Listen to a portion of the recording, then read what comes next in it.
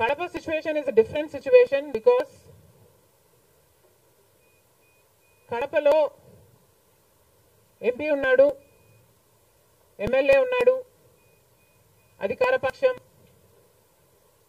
అక్కడున్న ప్రజలు భయభ్రాంతులు గురై బ్రతుకుతున్న ప్రజలు. ప్రభుత్వానికి వ్యతిరేకంగా అంటే యువజన శ్రామిక రైతు పార్టీకి వ్యతిరేకంగా పనిచేస్తే, ఓటేస్తామని తెలిస్తే మాకు వచ్చే స్కీములు పోతాయి, అవి కాకుండా మా మీద కేసులు పెడతారు, దాడులు చేస్తారు అన్న భయం కూడా ప్రజలలో ఉంది. ఓటుకి 3,500 రూపాయల నుంచి ఇవ్వడం జరిగింది. విచ్చలవిడిగా డబ్బులు ఖర్చు పెట్టారు, డబ్బులు పని చేయకపోతే బెదిరించారు, లేకపోతే కేసులు పెడతామని, స్కీములు తీసేస్తామని, ఇలాంటి ఎన్నో ప్రలోభాలకు కడప ప్రజలు గురయ్యారు. ఇవన్నీ కూడా పనిచేశాయి.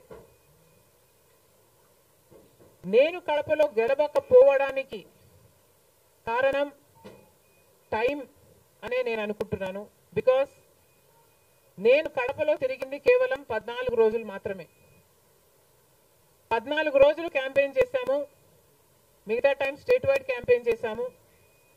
మేము 14 రోజులు ఎంత కష్టపడినా కూడా we were not able to cover most of the geographical area.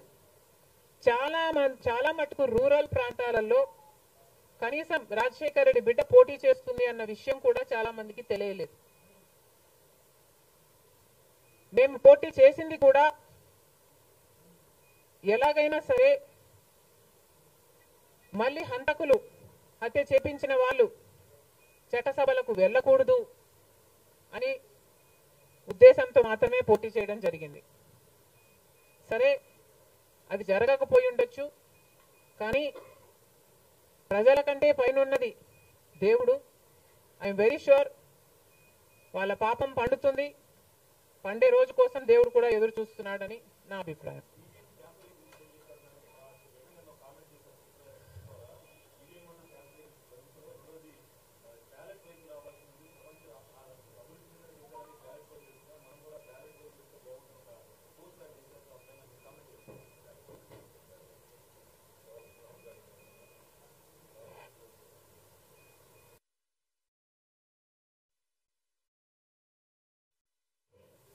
I feel మేధావులు కూర్చొని సుప్రీంకోర్టుతో సహా అందరూ కూర్చొని, ఇది అంత దేశానికి సంబంధించిన విషయం కాబట్టి అందరూ కూర్చొని ఓ నిర్ణయానికి వస్తే దేశ ప్రజలు హర్షిస్తారన్నది నా అభిప్రాయం.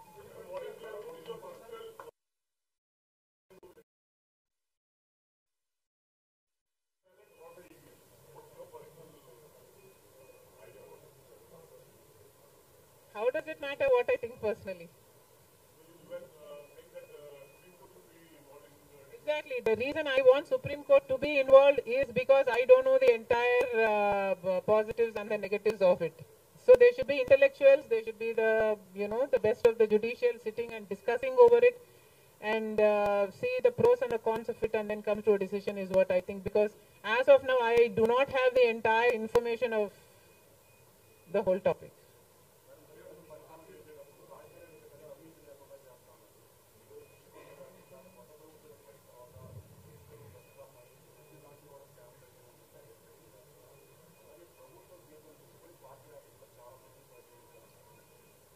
ప్రజలు బుద్ధి చెప్పారు కదమ్మా, ఇంకా నేను మాట్లాడడం ఎందుకు.